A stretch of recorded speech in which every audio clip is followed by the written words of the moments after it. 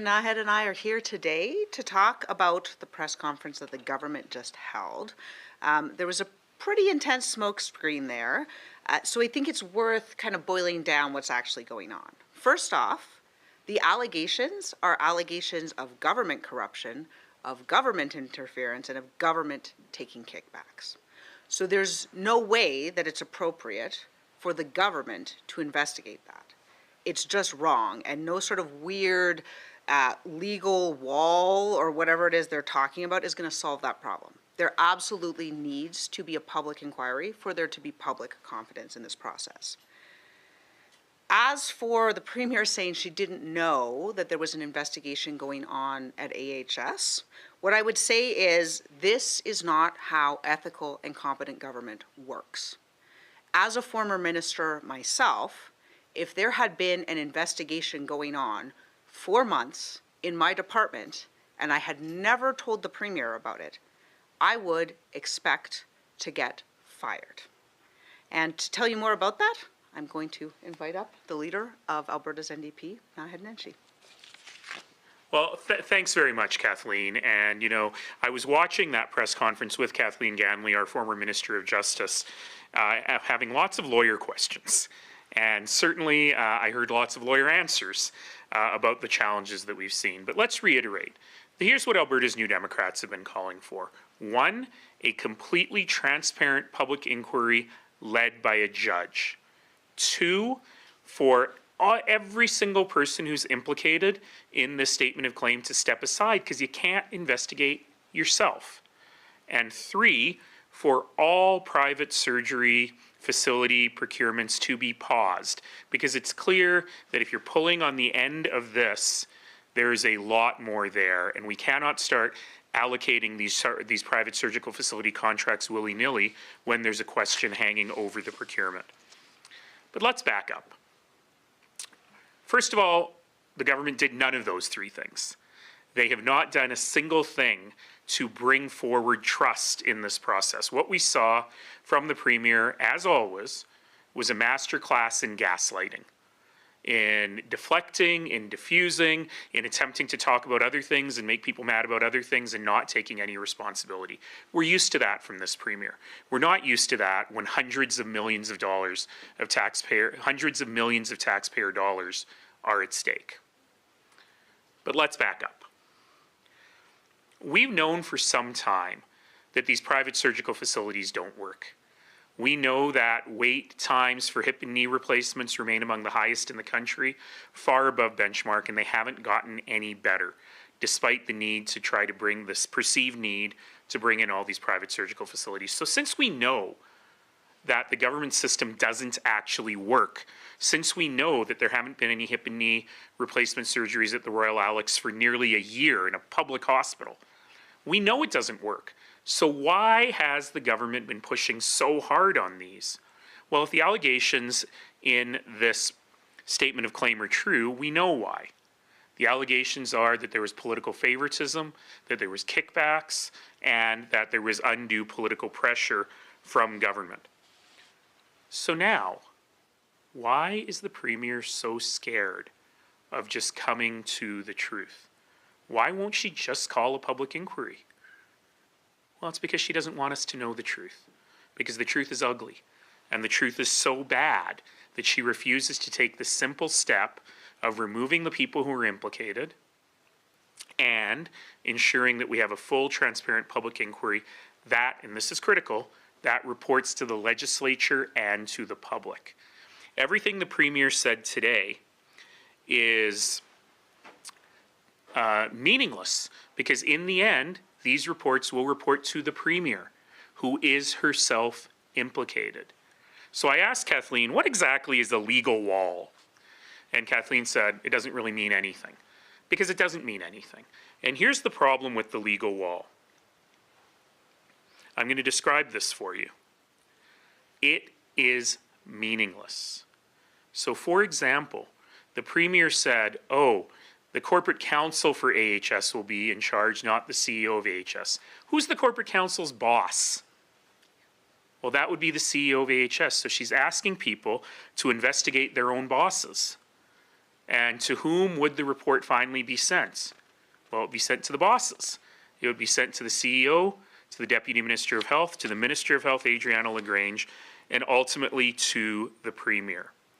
So this is really the challenge, is that she basically is creating a system where there is no transparency, where people are investigating their own bosses, and who is going to write a report to their boss saying, oh, you were guilty of bad conduct, maybe criminal conduct. Obviously, the Premier does not want us to know the truth. Oh, and one other quick thing. She said that lawyers are better than normal people because they have the Law Society helping them with their professional conduct. It probably would be churlish of me to remind her that she's had 3 justice ministers in a row go up for sanctions before the Law Society of Alberta. And she herself introduced legislation to remove professional bodies from that power. But nonetheless, the only thing she announced today that is different from anything we've already known is that the guy who has 3 jobs, as CEO of AHS, he reports to himself as official administrator and he reports to himself as the deputy minister, will now only have 2 jobs. It's still terrible governance, and it doesn't help us get to the bottom of this situation. The people who are implicated need to not be here. And as Kathleen said, the Premier's story is fascinating. She claims that she knew nothing. She claims that nobody told her, that she didn't know what her own chief of staff is doing. Well, I got to tell you something. A chief of staff only does what their principal wants them to do, or they're not a good chief of staff. So only one of 2 things is true here. Number 1, she really didn't know, which means that it didn't occur to the Minister of Health to tell the Premier about a massive scandal costing hundreds of millions of dollars. In that case, the Minister of Health is incompetent and needs to be fired. It also means that we've got a Premier who has no idea what her ministers are doing, who has no idea what her own chief of staff is doing. It means she's incompetent and Albertans need to fire her. Or she's misleading us and she knew the whole time. Well, in that case, well, Premier, I think it's a pretty low bar for us to say Albertans deserve a Premier who actually tells the truth. So in the end, there really is nothing here. The Premier is attempting to gaslight. She's attempting to bury this thing. She's attempting to hope that it all goes away. But what we heard today was none of what we actually need. And I'll reiterate it one more time. We need a full, independent public inquiry that does not report to the Premier. We need the Premier, the Minister of Health, the Minister of Mental Health and Addiction, and the now acting CEO and official administrator of AHS to step aside, preferably permanently, but at least while this investigation is going on. And number 3, we need to pause not just 2 contracts with surgical facilities, we need to pause the whole program while we figure out what's really going on here, who's getting these contracts, and how much we're paying for them. So with that, let us simply say that this isn't going away, Premier. You may think you're making it go away. It is not going away. Albertans deserve to know how we're managing their health system. And by the way, you should have fired the Minister of Health because she's doing a terrible job even before all of this. Wait times are up. Nobody has a family doctor. The restructuring of AHS is absolute chaos, and nobody's happy. But Albertans deserve a health system that works, and they deserve a government that is fair and transparent. In short, we deserve ethical, competent government now. We'll take questions. Please state your name in the room, if your name and your outlet in the room. If you're online on Zoom, please use the raise hand function. We can start with questions.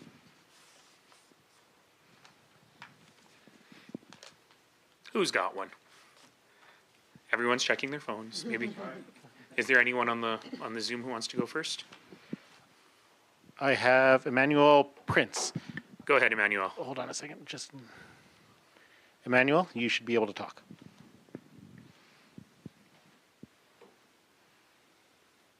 Oh, we cannot hear Emmanuel. Emmanuel, are you there?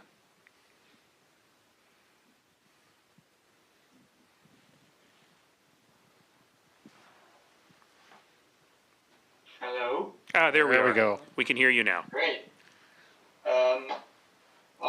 not gonna ask you to repeat all that you said in French, but if you could just summarize your view of this legal conflict wall, ce mur de conflit légal. Merci. Ça veut dire pour vous. J'ai aucune idée ce que la première veut dire quand elle dit, elle parle d'un legal wall, un mur légal, parce que c'est pas quelque chose utile. On doit une investigation très indépendante. Et maintenant, le problème est qu'il y a des gens qui vont investiguer nos patrons, leurs patrons. You can't investigate your own boss. Emmanuel, do you have a follow-up? That was my question. I'm good. Thank you. Perfect. Any last calls in the room? Last calls on Zoom? All right. See, I was so good today. C'était clair, n'est-ce pas, Emmanuel? Thank you, everyone.